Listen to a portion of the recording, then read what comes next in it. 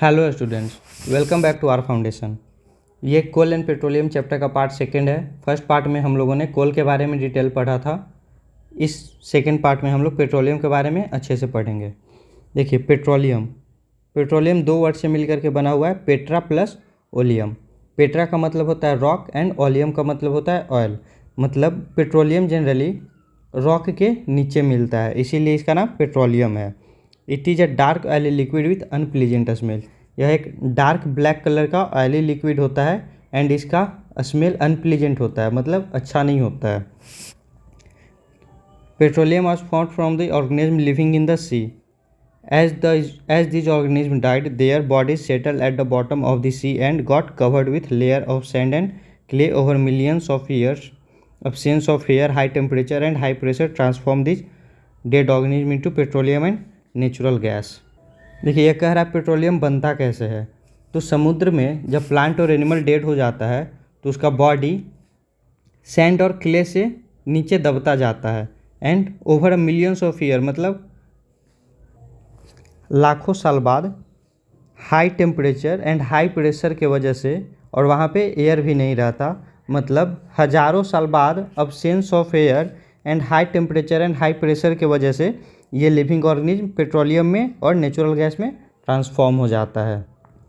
मतलब समुद्र के अंदर जब प्लांट और एनिमल मर जाता है तो धीरे धीरे सैंड और क्ले में नीचे दबता जाता है एंड बहुत सालों बाद वहाँ पे एयर का प्रेजेंस नहीं रहता and high temperature and high pressure के वजह से ऑर्गेनिज्म फॉसिल फ्यूल में यानी कि पेट्रोलियम एंड नेचुरल गैस में ट्रांसफॉर्म हो जाता है।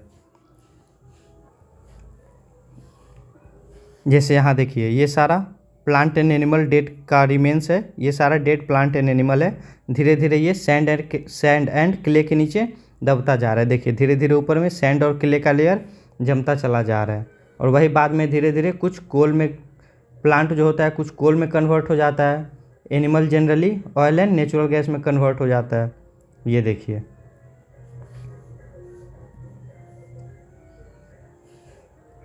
ये देखिए, पेट्रोलियम एंड नेचुरल गैस का डिपॉजिट इस फिगर में शो कर रहा है। ये देखिए, ये रॉक है। यहाँ पे देखिए, रॉक के अंदर ये वाटर है, ऑयल है एंड नेचुरल गैस है। यहाँ पे देखिए, वाटर सबसे नीचे है, ऑयल इसके ऊपर है एंड गैस इसके ऊपर है।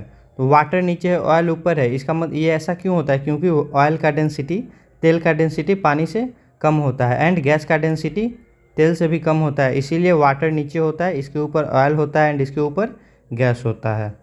और ये देखिए, वेल के थ्रू यहाँ से एक्सट्रैक्ट किया जाता है गैस और ऑयल को। देखिए, यहाँ से पाइप लगा करके गैस निकाला जा रहा है एंड यहाँ से तेल निकाला जा रहा है। इसी को ड्रिलिंग बोलते हैं। मतलब रॉक में ड्रिल करके यहाँ से गैस और ऑयल को निकाला जाता है। World first oil well was drilled in Pennsylvania, USA in 1859। दुनिया का सबसे पहला ऑयल वेल जो था पेंसिल्वेनिया में ड्रिल किया गया था एंड पेंसिल्वेनिया यूएसए में है। ये 1859 में हुआ था। 8 साल बाद इंडिया में भी ऑयल मिला था, माकुम डिस्ट्रिक्ट में, असम में। असम में एक माकुम है, माकुम डिस्ट्रिक्ट में फर्स्ट टाइम इंडिया में ऑयल मिला था। अभी इंडिया में oil Assam, Gujarat, Mumbai high and river basin of Godavari and Krishna में मिलता है। मतलब इंडिया में अभी ये सब जगह ऑयल पाया जाता है। असम हो गया, गुजरात हो गया, मुंबई हाई हो गया एंड ये river basin of Godavari and Krishna, Godavari और कृष्णा नदी के बेसिन में भी मिलता है। Refining of petroleum. देखिए, petroleum is a mixture of various constituents such as petroleum gas, petrol, diesel, lubricating oil, paraffin wax. देखिए, पेट्रोलियम बहुत सारे चीज़ों से मिल करके बना होता है। इसके अंदर petrol, diesel, lubricating oil, paraffin wax, petroleum gas, ये सारा मिक्स्ड होता है। तो जिस प्रोसेस के थ्रू ये सबको हम लोग अलग अलग करते हैं, इस प्रोसेस को बोलते हैं refining. The process of separating the various constituent of petroleum is known as refining. मतलब पेट्रोलियम का जो भी इतना सारा कॉन्स्टिट्यूएंट है, ये सबको अलग अलग करने के प्रोसेस को रिफाइनिंग बोलते हैं। It is carried out in a petroleum refinery, और इसको, ये रिफाइनिंग प्रोसेस पेट्रोलियम रिफाइनरी में किया जाता है। मतलब जहाँ पे पेट्रोलियम का रिफाइनिंग होता है उसको पेट्रोलियम रिफाइनरी बोला जाता है। इस टेबल में देखिए कॉन्स्टिट्यूएंट ऑफ पेट्रोलियम दिया हुआ है एंड इसका यूज़ दिया हुआ है। तो कॉन्स्टिट्यूएंट ऑफ पेट्रोलियम मतलब पेट्रोलियम को रिफाइन करके उससे एलपीजी निकाला जाता है, पेट्रोल निकाला जाता है, kerosene, diesel, lubricating oil, paraffin wax, bitumen निकाला जाता है। बिटुमिन का यूज़ हमने देखा था, बिटुमिन का यूज़ होता है रोड के मेटालिक के यूज में, हम लोगों ने देखा था। पहले जहाँ पे यूज होता था कोल तार का, अब वहाँ पे बिटुमिन का यूज होने लगा है। ये देखिए एलपीजी का यूज होता है fuel for home and industry. घर में जो सिलेंडर में गैस रहता है उसके अंदर एलपीजी ही होता है, liquefied petroleum gas. And industry में भी आजकल यूज़ होने लगा है पेट्रोलियम का। पेट्रोल का यूज़ हम लोग मोटर फ्यूल में जैसे बाइक में करते हैं, कार में करते हैं। एविएशन फ्यूल मतलब एरोप्लेन वगैरह में करते हैं। Solvent for dry cleaning, dry cleaning होता है घर में कॉस्टली कपड़ा जो होता है, जनरली मम्मी का साड़ी या फिर पापा का सूट आप देखते होंगे ड्राई क्लीनिंग में जाता है, मतलब उसको साफ़ करने के लिए ड्राई क्लीनिंग में दिया जाता है। तो ड्राई क्लीनिंग में वाटर और डिटर्जेंट मतलब वाटर और सर्फ साबुन से साफ़ नहीं किया जाता, वहाँ पे एक सॉल्वेंट का यूज़ किया जाता है कपड़ा साफ़ करने के लिए। एंड ये सॉल्वेंट पेट्रोलियम का बना होता है। इस पेट्रोलियम का नाम परक्लोरोइथाइलिन होता है, जिसको शॉर्ट में PERC बोलते हैं, परक्लोरोइथाइलिन। तो ड्राई क्लीनिंग में पानी के जगह वाटर एंड डिटर्जेंट के जगह परक्लोरोइथाइलिन का यूज़ होता है कपड़ा साफ़ करने में। केरोसिन का यूज़ देखिए, स्टोव, पहले जो पुराने ज़माने का जो स्टोव आता था उसमें केरोसिन का यूज़ होता था, मिट्टी तेल इसी को बोलते हैं। लैंप में भी पहले घरों में यूज़ होता था, या फिर जेट एयरक्राफ्ट में भी इसका यूज़ होता है। डीजल का देखिए heavy motor vehicle, electric generator, electric generator जो होता है उसमें डीजल का यूज होता है। हैवी मोटर व्हीकल जैसे ट्रक हो गया, इसमें डीजल का यूज होता है। लुब्रिकेटिंग ऑयल देखिए लुब्रिकेशन में यूज होता है, जैसे ग्रीस वगैरह हो गया।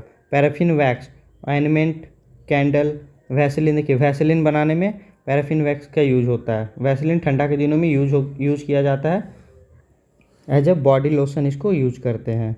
कैंडल बनाने में भी पैराफिन वैक्स का यूज होता है एंड ऑइंटमेंट बनाने में इसका यूज होता है। विटामिन का देखिए रोड सरफेसिंग में या फिर पेंट बनाने में भी यूज होता है।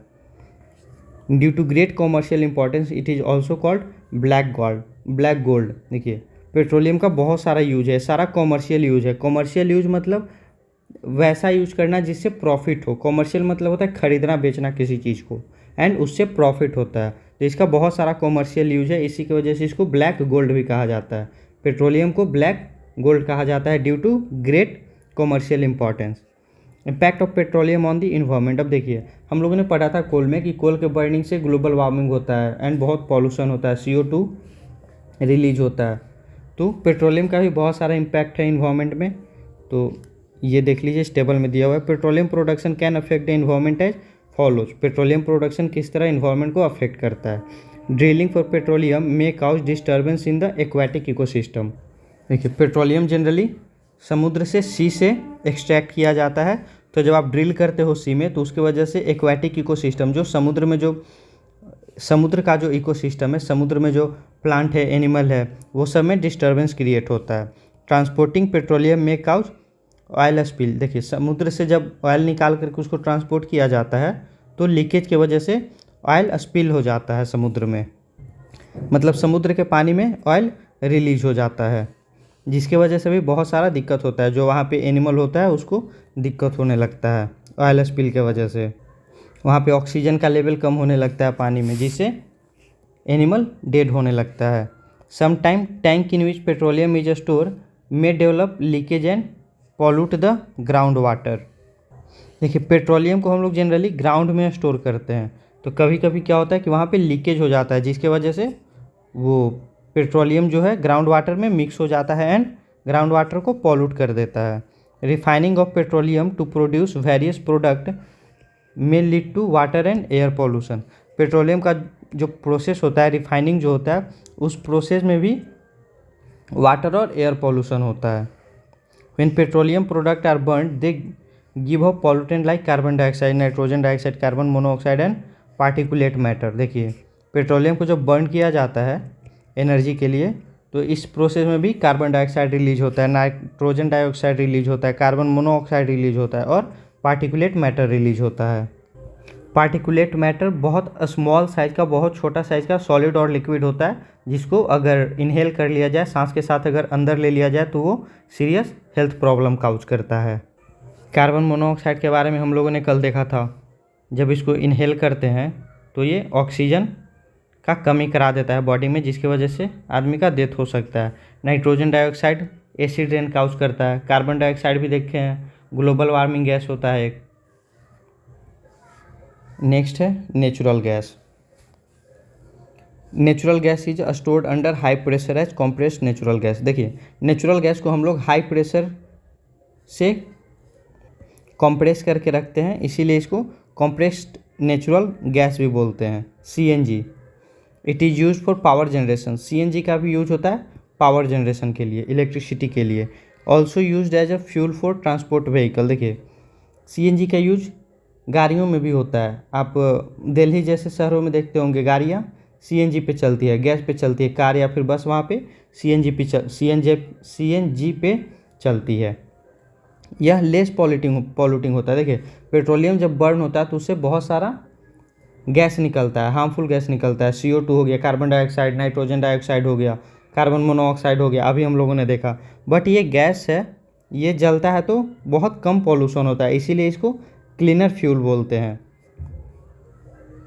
इसीलिए इसको जनरली व्हीकल में यूज किया जाता है। It can easily be transported through pipe such as network of pipeline exist such network of pipeline exist in Vadodara and some part of Delhi.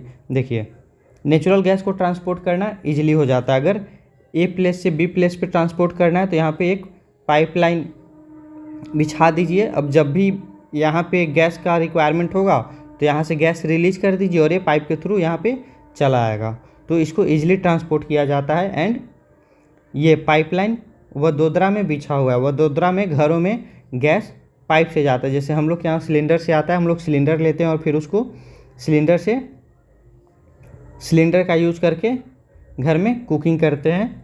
But Vadodara में घर घर में ये पाइपलाइन गया हुआ है, यहाँ से जैसे ये देखिए पाइपलाइन गया हुआ है, ये ए का घर हो गया, यहाँ पे बी का घर है, यहाँ पे सी का घर है, सब यहाँ से कनेक्शन लिए हुए हैं और जब यूज आता है तो यहाँ से यूज करता है कुकिंग के लिए।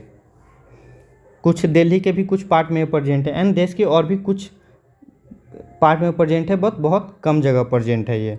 Natural gas also use in manufacturing of chemical and fertilizer. देखिए, फर्टिलाइजर बनाने के लिए भी नेचुरल गैस का यूज होता है। इसका प्रोसेस, जब फर्टिलाइजर फॉर्मेशन का प्रोसेस ही जो स्टार्ट होता है उसमें स्टार्टिंग में ही नेचुरल गैस का यूज होता है।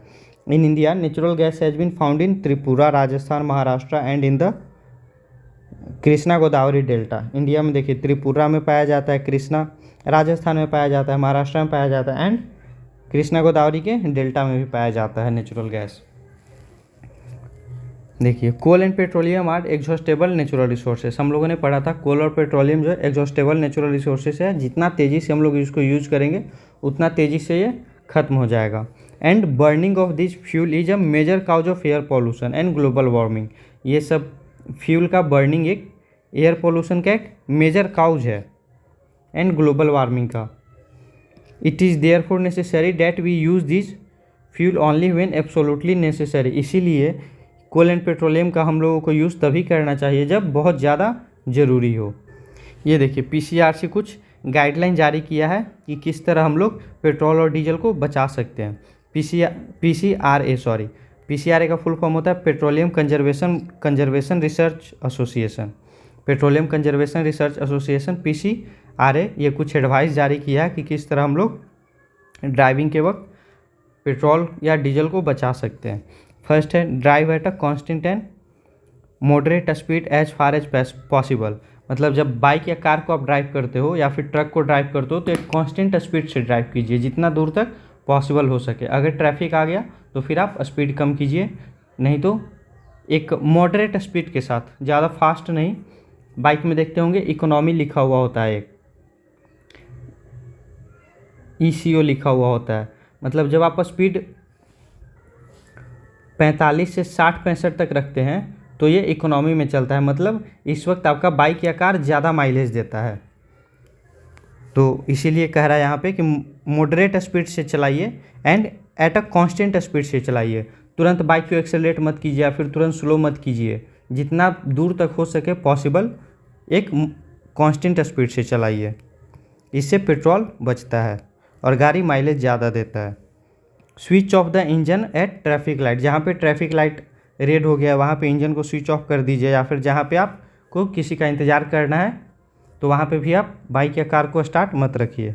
Ensure correct tyre pressure, tyre में एयर का प्रेशर करेक्ट होना चाहिए। कम एयर प्रेशर होता है टायर में, उससे भी माइलेज गाड़ी कम देती है। Ensure regular maintenance of the vehicle, और व्हीकल का रेगुलर मेंटेनेंस करना चाहिए, टाइम पे सर्विसिंग करना चाहिए।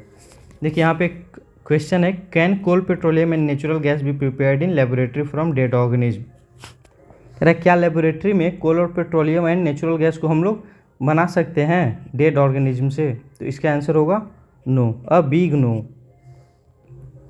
क्योंकि कोल एंड पेट्रोलियम का फॉर्मेशन जो है इसके बनने में हज़ारों साल का टाइम लगता है, एंड इसके लिए बहुत हाई टेम्परेचर एंड प्रेशर चाहिए जो कि लेबोरेटरी में पॉसिबल नहीं है।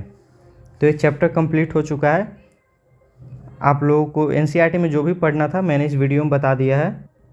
अच्छे से वीडियो को देखिए, एक बार में नहीं समझ में आया तो दोबारा देखिए। बाकी अगर आप लोग अच्छे से समझ जाइएगा तो कुछ भी आपसे एग्ज़ाम में नहीं छूटेगा। इस चैप्टर का PDF डिस्क्रिप्शन में दिया गया टेलीग्राम चैनल पे मिल जाएगा। आप लोग वीडियो को लाइक कीजिए, शेयर कीजिए एंड चैनल को सब्सक्राइब कीजिए। Thank you.